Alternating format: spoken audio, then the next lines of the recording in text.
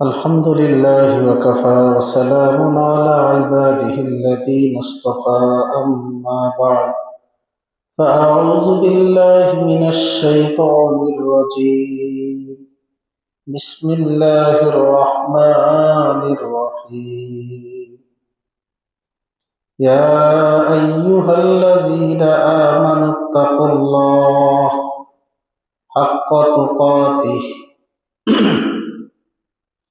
قال رسول الله صلى الله عليه وسلم من أحب سنتي ومن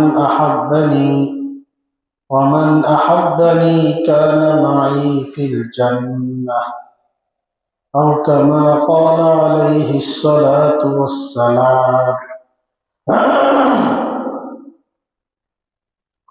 আল্লাহ পাক রব্বুল আলামিনের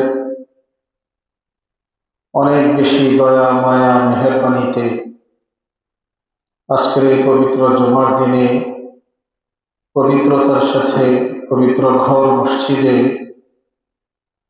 পবিত্র জুমার নামাজ আদায় করার জন্য আমরা আসতে পেরেছি। সকলে আমরা অন্তর থেকে শুকরিয়া আদায় করি, আলহামদুলিল্লাহ। রব্বুল আলামিনের নিয়ামত আমরা ভোগ করতেছি, এর বিপরীতে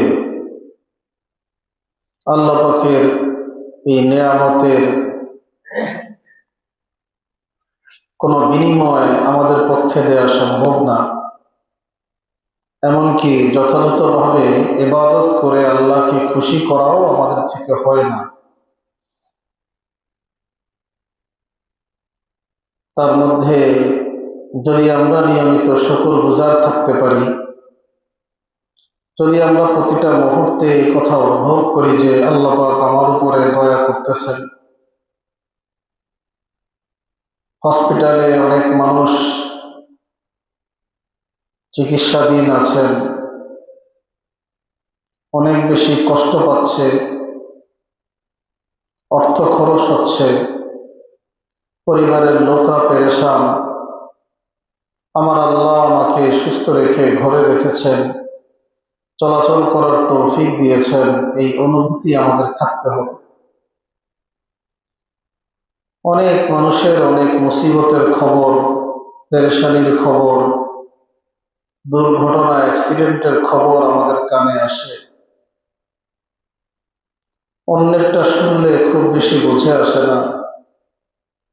কাছের মানুষ, ঘনিষ্ঠ মানুষ, রক্তের সম্পর্ক কোনো মানুষের মুসিবতের কথা শুনলে আমাদের কাছে বড় ভয় লাগে, আমাদের কাছে বড় বেশি ব্যথা লাগে যে আমার একজন আপনজন প্রিয়জন মুসিবতে পড়েছে। সেই ভয়ের সাথে সবসময় আমাদেরকে শুকরিয়া আদায় করতে হবে যে আল্লাহ পাক আমাদেরকে এই সকল মুসিবত থেকে, বিপদ থেকে যতটুকু সময়ের জন্য ভালো রেখেছেন ততটুকু সময় আমরা শুকরিয়া আদায় করতে থাকব। হাদিস শরীফে আসছে, অসুস্থতার আগে সুস্থতার কদর করা, মৃত্যুর আগে হায়াতের কদর করা, দারিদ্রতা আসার আগে সচ্ছলতার কদর করা। এজন্য কোনো মানুষ যখন অসুস্থ হয়ে বিছানায় পড়ে যায়, তার কাছে জানতে চাইলে সে শুধু বলবে যে আমি আল্লাহ পাকের কাছে সুস্থতা চাই। তাকে কেউ দেখতে গেলে সে দোয়া করেন আমি যেন সুস্থ হয়ে যাই, একটাই তার চাওয়া থাকে। আর যারা সুস্থ মানুষ তাদের চাওয়ার কোনো শেষ থাকে না। আল্লাহ পাক মানুষকে এভাবেই সৃষ্টি করেছেন, সুতরাং চাওয়া বেশি হওয়াটা অন্যায় না, কিন্তু আল্লাহ পাকের নেয়ামতের শুকরিয়া আদায় করা এবং সেই চাওয়াগুলো যেন হালালভাবে হয়, ন্যায়সঙ্গত হয়, এটাই আল্লাহ পাকের চাওয়া। রব্বুল আলামিন আমাদেরকে সুস্থতার সাথে, ঈমানের সাথে শুকরগুজার থাকার তৌফিক দান করেন। আমার ভাই, দুনিয়ার হায়াত অত্যন্ত ক্ষণস্থায়ী। এক জামানা ছিল মানুষ বয়সের সাথে সাথে একটু একটু দুর্বল হয়ে পড়ত, বিছানায় শুয়ে শুয়ে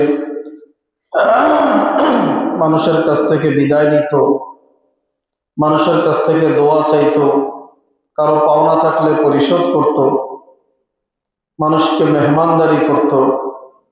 এভাবে আস্তে আস্তে আপনজনদের কাছ থেকে বিদায় নিতে নিতে এক সময় কোনো ভালো সময়ে পবিত্র অবস্থায় আল্লাহকে ডাকতে ডাকতে দুনিয়া থেকে চলে যাইতেন।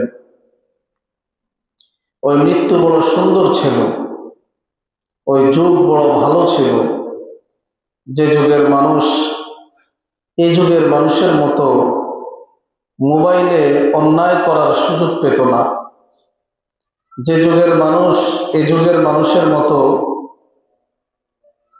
ইন্টারনেট ব্যবহার করে অন্যায় করার সুযোগ পায় নাই।